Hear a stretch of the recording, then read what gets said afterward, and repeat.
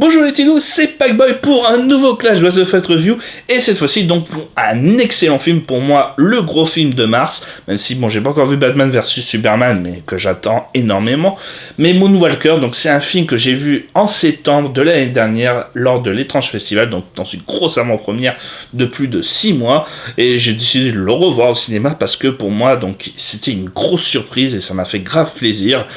Moonwalker avec Ron Perlman et Robert Sheehan, donc l'acteur génialissime des Misfits, sans lui la série était devenue de la merde, voilà, enfin c'est ce que je pense, mais donc qui sont dans un petit trip des années 70, londonien et tout ça, avec beaucoup de bœufs, ça rigole énormément sur un film comique, et en même temps il y a aussi beaucoup d'action, un petit peu polar, il a voulu je pense faire des références polar hongkongais, mais c'était pas totalement réussi, mais derrière il a voulu apporter quelque chose, donc c'est un réalisateur français qui est d'ailleurs un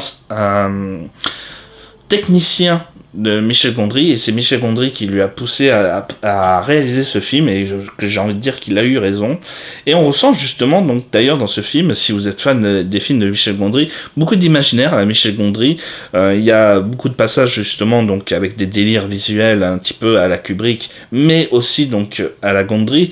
parce que justement les personnages sont souvent sous acide. La drogue est un élément principal du film, vous allez pouvoir le constater, et on rigole énormément tout le long du film. Les dialogues sont plus ou moins cultes à chaque fois, à chaque seconde. Ron Perlman brille merveilleusement bien dans ce film, en jouant justement donc un agent de la CIA qui tremble, qui a encore, on va dire, des mauvais souvenirs du Vietnam, et qui donc va découvrir la paix intérieure à travers justement les événements, et en discutant avec le peuple là où il était devenu une machine de guerre. Et c'est pour ça que justement donc le film est très intéressant, c'est qu'en plus de proposer une comédie complètement loufoque, sous acide, avec par exemple Robert Sheehan qui dit « Oh, je crois que mon pénis me parle !» Voilà, c'est des dialogues à la con comme ça, où je me suis chié dans mon costume. Voilà, ce sont des dialogues complètement absurdes, complètement cons, qui vont vous faire marrer. Donc voilà, c'est un film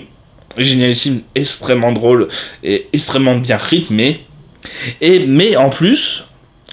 donc avec ce côté Ron Perlman, avec je sais plus qui de Harry Potter qui a le second rôle principal, qui veut ne plus être un loser, c'est un film qui va proposer de faire évoluer ses personnages. C'est un film à personnages. Dans les comédies, souvent, donc, on a des éléments centraux, on a une évolution et tout, mais on peut s'attarder sur les comédies et tout ça, sans faire évoluer les personnages plus que ça. Ils restent les mêmes tout le long de la série. Very Bad Trip, par exemple, si vous regardez les trois, les personnages n'évoluent que très très peu au final, puisqu'ils font toujours les mêmes conneries. Mais donc Moonwalker, lui, il fait évoluer ses personnages. C'est d'ailleurs pour ça que je pense pas qu'il y aura deux, parce que justement donc c'est une histoire à part entière, elle n'a pas besoin de suite supplémentaire pour ce genre d'histoire, pour raconter les personnages, parce qu'ils ont évolué dans le sens qu'ils voulaient.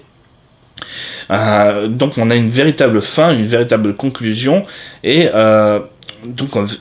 véritable développement dans une comédie, et c'est assez rare pour être souligné, et ça fait que justement ça fait plaisir, c'est pas trop happy end. Il y a beaucoup de références justement au cinéma de Kubrick, au cinéma des années 70, au look des années 70, un petit peu les genres et tout. On traite les Anglais d'homosexuels,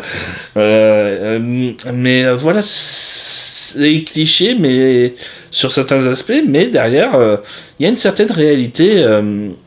historique, que j'ai envie de dire, et qui joue en plus sur un élément qui va plaire beaucoup aux conspirationnistes, aux fans d'Ala Soral, puisque le film donc s'attarde sur l'histoire d'un agent de la CIA qui va avoir des ordres de tourner un faux film d'atterrissage sur la Lune, au cas où que le vrai atterrissage sur la Lune louperait, et Donc il doit demander à Stanley Kubrick de faire ce film. Et il va se retrouver, puisqu'il ne connaît pas véritablement Kubrick dans la vraie vie, il va se retrouver à demander à d'autres personnes qui vont l'arnaquer et tout, qui sont les autres héros justement. Et ça va dériver très très vite dans un délire complètement loufoque avec des critiques même du cinéma et des réalisateurs d'auteurs complètement, avec le film Rebond que vous remarquerez qui est très très drôle, un faux film à l'intérieur du film, donc c'est sympathique, c'est de l'humour comment on dirait, oh, je m'en souviens plus. Mais voilà, il y a beaucoup d'humour, de références.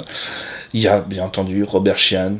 Donc j'adore Ron Perlman dans ce film, il est magnifique. Il est super drôle, il est bien réussi, il fait surtout peur, il a beaucoup de présence, puisque donc justement au début ça reste un tueur. Robert Sheehan, lui, s'occupe par contre de l'humour, et autant vous dire, il n'arrête pas tout le long, il est tout le temps drogué, il est tout le temps fou, il dit des trucs complètement hallucinants qu'on s'y attend pas, et c'est pour ça que pour moi, voilà, j'adore cet acteur, j'espère qu'il va cartonner encore plus, ou continuer en tout cas à faire des bons projets comme ça. Moi en tout cas, Moonwalker pour moi c'est un gros coup de cœur, 4,5 sur 5, il le mérite vraiment, donc allez le voir tout de suite, c'est un ordre, allez, tout de suite.